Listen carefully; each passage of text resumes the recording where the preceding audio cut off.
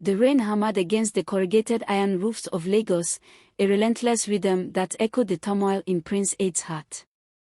He stood at the window of his opulent palace room, the city lights blurring into a shimmering haze, reflecting the tears he refused to shed.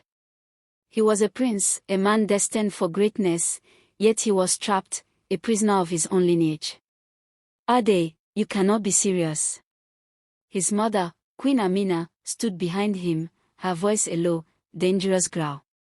This madness must stop." He turned, the weight of her disapproval pressing down on him like the humid air. "Mother, I love her." "Love?" She scoffed, her perfectly manicured hand gesturing dismissively. "You speak of love for a slave girl? A nobody. A stain on our royal blood." Her words were sharp, each one a dagger aimed at his heart. He knew she was right, in a way. Tradition, duty, the very fabric of their kingdom, all screamed against his choice. But his heart, that stubborn, foolish organ, beat only for one person, Zara. Zara was a whisper of sunshine in the shadows of the palace. He'd first seen her in the kitchens, her hands moving with a grace that belied her rough life, her laughter a melody that cut through the clatter of pots and pans. She was a slave, yes, but she carried herself with a quiet dignity, a strength that made him see beyond her station. He'd started seeking her out, finding excuses to wander into the kitchens, to linger in the gardens where she tended the flowers. They talked, not of grand politics or royal duties, but of simple things, the taste of ripe mangoes, the feel of rain on their skin, the stories their grandmothers told. He learned of her dreams, of her longing for freedom, of her fierce loyalty to those she loved. And he fell, deeply and irrevocably, in love. One rainy afternoon, in the secluded rose garden, he'd knelt before her, the petals of a crimson rose mirroring the blush in her cheeks. "Zara," it said, his voice trembling, "will you marry me?" Her eyes, wide and dark, filled with tears. "Prince Ade, you can't. I'm a slave." "I don't care," he'd whispered, taking her hands in his. "I only care for you." And so, the forbidden bloom had opened, a fragile flower in the harsh landscape of their world. They'd kept their love a secret, meeting in stolen moments, their whispers echoing in the quiet corners of the palace. But secrets, like seeds, have a way of growing, and soon, the whispers reached the ears of the queen. "You will end this," she'd commanded, her voice cold as ice. "You will choose a suitable bride, a princess from a noble house. You will fulfill your duty." He refused. He couldn't. Zara was his life, his heart, his everything. The queen, however, was not a woman to be denied. She was a master strategist, a force of nature, and she had a plan. The next day, a grand ball was announced, a celebration of the prince's coming of age. Princesses from neighboring kingdoms arrived, their gowns shimmering, their smiles dazzling. Ade moved through the crowd like a ghost, his eyes searching for Zara, his heart heavy. He found her in the kitchen, her face pale, her eyes filled with a quiet sadness. "They are trying to distract you," she said, her voice barely a whisper. "They want you to forget me." "I could never forget you," he said, taking her hands. "I'll find a way, I promise." But as he spoke, a commotion erupted in the ballroom. Guards rushed in, their faces grim. A princess had been poisoned, her face contorted in agony. Suspicion fell immediately on Zara. She was seen near the princess's chambers, a guard announced, his voice ringing with accusation. "And she is a slave. Who knows what grudges she holds?" Zara was dragged away, her cries echoing through the palace. Ade tried to intervene, but he was held back, his protest falling on deaf ears. "She's innocent," he shouted, his voice hoarse. "You can't do this." But the queen's eyes were cold and unyielding. "Justice must be served. If she is innocent, she has nothing to fear from a fair trial."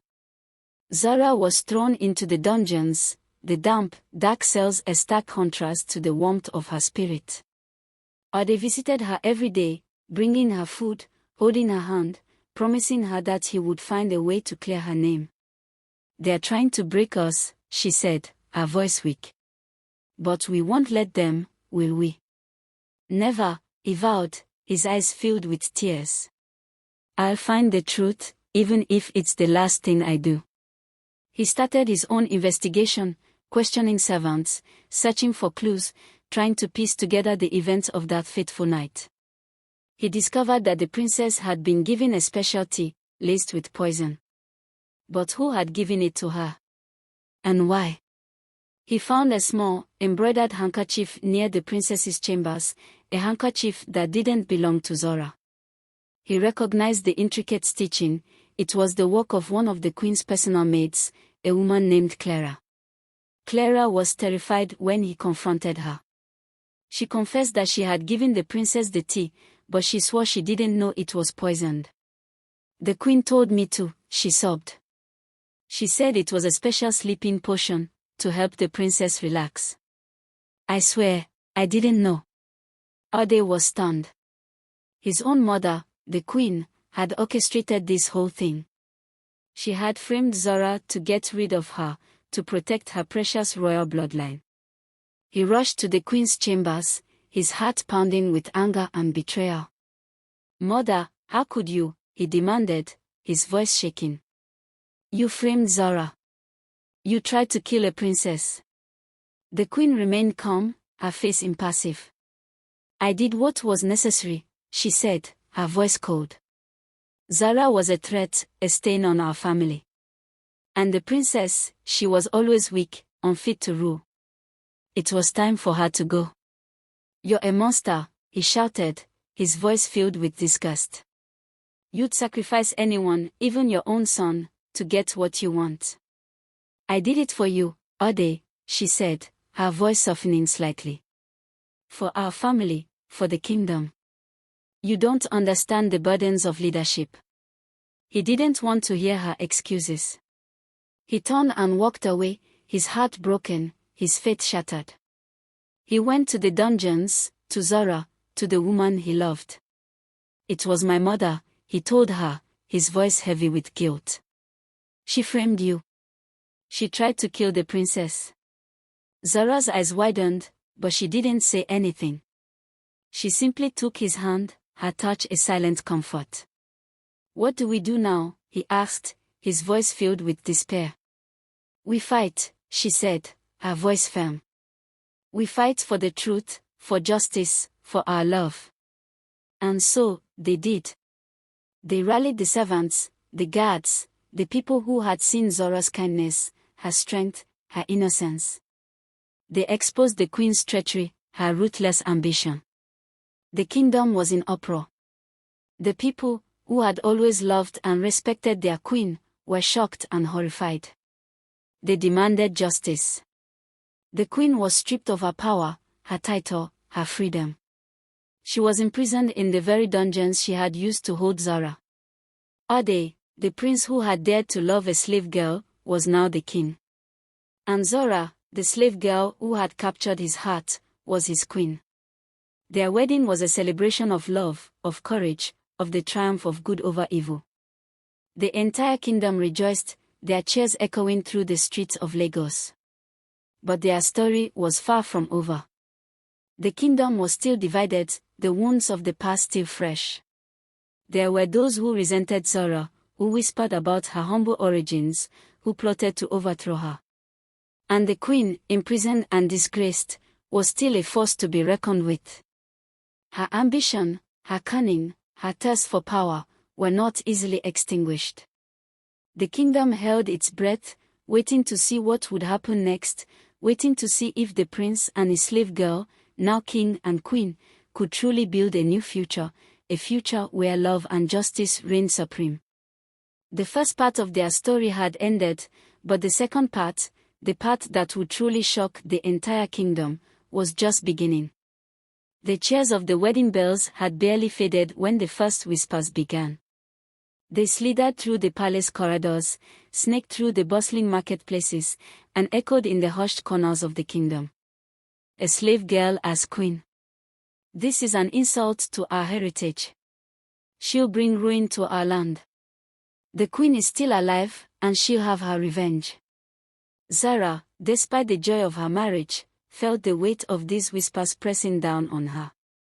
She knew that her position was precarious, that she was a constant reminder of the upheaval that had shaken the kingdom. She was determined to prove herself, to be a queen worthy of her people, but the shadows of doubt lingered, cast by those who clung to the old ways. Ade, now King Ade, was torn between his love for Zara and his duty to his kingdom. He knew that he had made a radical choice, one that challenged the very foundations of their society. He was determined to stand by Zara, to protect her from the venomous tongues that sought to undermine her. Their first challenge came from the neighboring kingdom of Oyo. Princess Ai, who had been promised to Ade before his marriage to Zara, arrived at the palace, her face etched with cold fury. "You have dishonored me, King Ade," she declared, her voice ringing with indignation. "You have broken our alliance, and you have chosen a slave over a princess." Ade tried to explain his love for Zara, but Princess Ai was unmoved. "Love is a weakness," she sneered. "You have made a foolish choice, and you will pay for it." She returned to Oyo, vowing revenge. Soon after, Oyo began to stir unrest along the border, their soldiers making incursions into Ade's territory. The threat of war loomed, a dark cloud hanging over the kingdom. Inside the palace, the queen mother, Amina, remained imprisoned, but her influence was far from diminished. She had loyal followers, those who believed in her vision of a strong, traditional kingdom. They whispered of her return, of her rightful place on the throne. One night, a fire broke out in the royal stables, destroying the king's prized horses. The guards found a small, intricately carved wooden snake near the scene, a symbol of Amina's secret society. It was a clear message: she was still pulling the strings, even from her cell. Ade and Zara knew that they had to act. They couldn't allow Amina to sow discord and chaos. They couldn't let Oyo threaten their kingdom. They had to prove that their love, their vision, was stronger than the forces that sought to tear them apart. Zara, despite her lack of royal training, proved to be a natural leader. She had a keen understanding of the people, their needs, their fears. She organized relief efforts for the victims of the Oyo incursions, she visited the sick and the poor, she listened to the grievances of the common folk.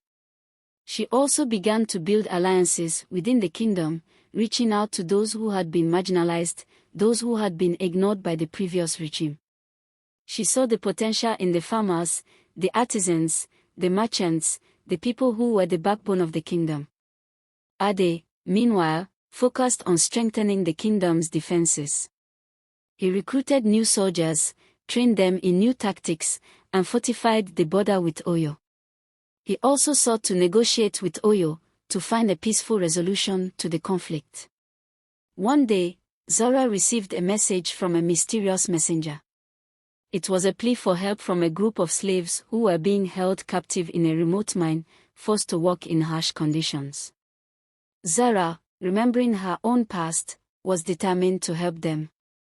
She decided to go to the mine herself, disguised as a commoner. Ade was worried, but he trusted her judgment. He sent a small group of loyal guards to accompany her. At the mine, Zara discovered a scene of unimaginable cruelty. The slaves were malnourished, beaten, and forced to work in dangerous conditions. She rallied them, promising them freedom and justice. But the mine was owned by one of Amina's loyal followers, a ruthless man named Jafar. He had been supplying Amina with resources, and he was determined to protect his interest. Jafar captured Zara and her guards, imprisoning them in the deepest part of the mine. He sent a message to Ade, demanding a ransom, the release of Amina. Ade was faced with an impossible choice. He couldn't betray Zara, but he couldn't risk the lives of the slaves either. He decided to infiltrate the mine himself, disguised as a worker.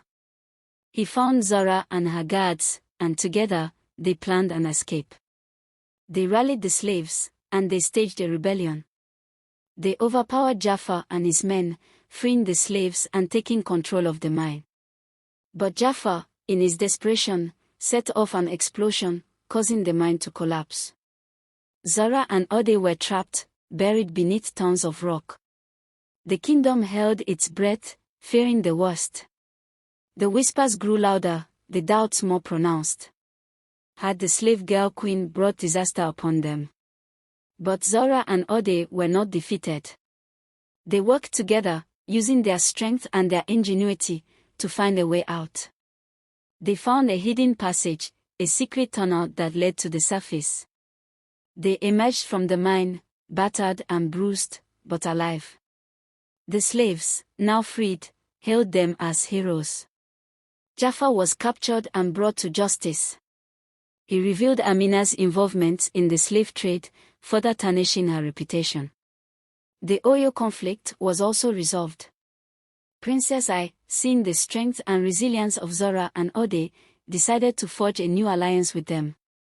She recognized that they were not a threat, but a force for good. Amina, her plans thwarted, her followers dwindling, was left alone in her cell, her power broken. She had underestimated the strength of love, the power of unity. Ade and Zara, the prince and the slave girl, now king and queen, had faced their greatest challenges. They had overcome the whispers, the doubts, the threats. They had proven that their love, their vision, was stronger than any obstacle. They had shocked the entire kingdom, not with their marriage, but with their courage, their compassion, their unwavering commitment to justice. They had shown that true royalty was not about bloodlines or titles, but about character and heart. The kingdom was transformed. The old ways were fading, replaced by a new era of equality and opportunity. The whispers were replaced by cheers, the doubts by admiration. But their story was not without its scars. The fire of the mine had left marks on their bodies, and the trials they had endured had deepened the lines on their faces.